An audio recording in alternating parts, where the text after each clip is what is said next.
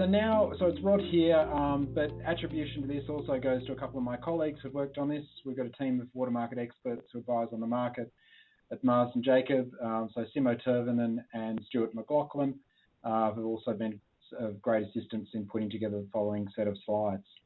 Over the next few slides, what I'm going to do is give you a bit of a recap on the temporary water market and talk a little bit about what the outlook is like for next water year in terms of supply of water, demand and water prices. And in this presentation, we'll give a bit of a broader overview, noting that South Australia is part of a connected Southern Murray-Darling Basin. So you can see across here that there are a number of zones that have the potential in terms of connectivity subject to IVT limits. We'll also talk about a range of available products and tools that you may want to think about to consider mitigating any water-related risks that you have moving forwards. So let's first of all have a little look at what happened and has happened thus far in the 2019-20 water year. What we can see here, so this is from 2017 through to pretty much today. Over the last few years, we've seen prices rising and increasing quite significantly over the course of the 2019-20 year, with prices in some zones actually peaking at above $1,000 per megalitre in November of last year, and SA Murray was one of those zones. But there's also been quite a divergence across the zones in terms of the prices that have been witnessed, and that's resulted from trade limits that have emerged across these zones, particularly limits such as the IVT for the Murrumbidgee, the Intervalley Trade Limit that is, the Goulburn Intervalley Trade Limit and the Barmah Choke Limit. So we saw a divergence emerge across the market as the importance of those trade limits became more important and more accentuated. And what we're seeing at the moment with, I guess, an improved level of optimism around water availability moving forwards is that market prices have backed away quite considerably over the last 2 to 3 months. They're now trading at levels that are a little bit below the same time last year, and the current trends that we're seeing are that these sort of prices look like being there at least for the next few weeks to months at this point in time. But let's have a look at the 2020-21 outlook, and you know what I'm trying to put myself in the shoes of someone using lots of water here. What should I be prepared for in terms of water availability and prices? So when we start looking at this question, we tend to look at the supply side and the demand side. So we're going to give a little bit of an overview here. But if we start out by looking at the supply side, New South Wales and Victorian governments have put out some outlooks that we've drawn together in this slide, which basically show you what it might look like in terms of their water availability across extreme dry, average and wet scenarios. And then based on our estimates as to where carryover could end up at the end of the year, we've put an estimate in there as to the amount of carryover that could be considered. The dotted line, the heavier black dotted line, reflects the amount of water that became available in 2019-20. The light blue dotted line identifies the 10-year average. So if you look at this, basically we're looking at, if dry or extreme dry events occur, we're looking at an outlook that is less favourable than was the case for 19-20. If average conditions or better than average conditions emerge, we could get ahead of that. And obviously on top of this would need to be layered the announced allocation by South Australia moving forwards, which is not yet available, but will be available in a week or so's time. It's also important to have a little look, though, at what needs to be considered from an SA Murray perspective. So the slide I was showing before is basically the whole of the Southern Murray-Darling Basin. But if you take a bit of a pessimistic viewpoint and you throw several of the constraints into the system, such as the Barmah Choke, the Goulburn IVT and the Murrumbidgee IVT, which I've already spoken about, what you can see there is that the amount of water that becomes available through allocations is significantly reduced. And this just highlights the importance of trade limits in the market and in terms of the availability of water. Let's have a little look at the demand side now. So ABARES has estimated quite recently that water demand from agriculture in the Southern Basin is estimated to be in the order of 3,400 gigalitres in 2021. Forecast water availability at this point in time, fortunately, exceeds demand from particularly permanent plantings, but we note that there will be a lot of demand for temporary water, particularly under the dry scenarios. Another way of looking at this challenge, and apologies this looks a little faint, is if you look at the last several water years, and this is what we've plotted here, and we look at the annual volume weighted average prices over each of those years. This is 2019-20 thus far. Pretty similar to what we witnessed in 2007-8, which was when we're in the midst of the millennium drought at that point in time. Obviously, as water availability increases, the average annual volume weighted average price that we see for temporary water across the Southern Murray-Darling Basin falls. And what that points to then is we've got to keep a close eye on how much water is going to become available next year, because if we look at what ABARES again and the sort of things that we're looking at in terms of the outlooks are saying, if we find ourselves in an average to dry world, we're likely to be seeing prices that are pretty similar to those that have been witnessed over the course of the 1920 water year. Obviously, if we move into a wetter scenario, which you can see here, prices will continue to be softened by that, but not down to the levels that were seen in 2017-18 at this stage. That's not yet being predicted at this time.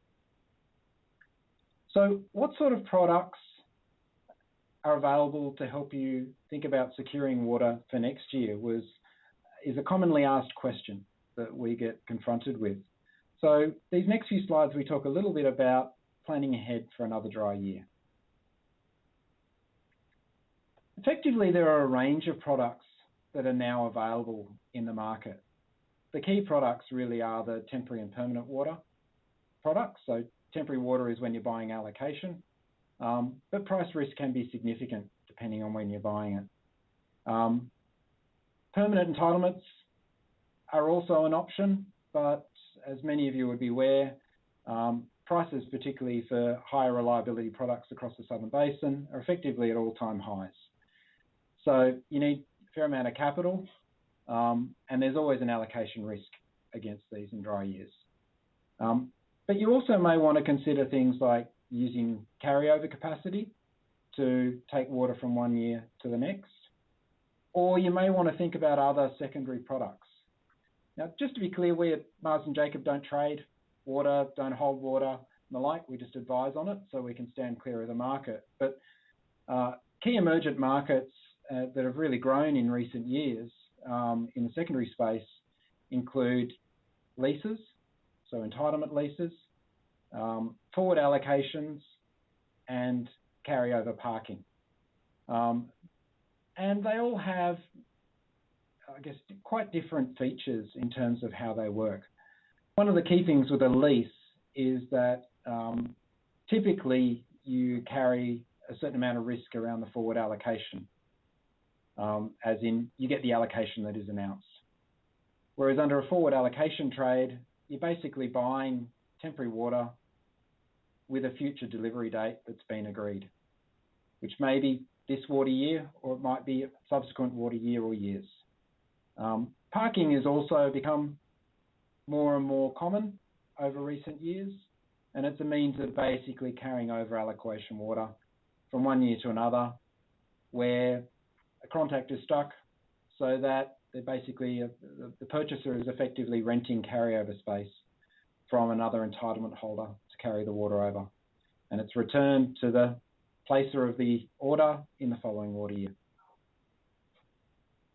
Another key consideration, though, when you're in any part of the Southern Basin is your ability to have water delivered.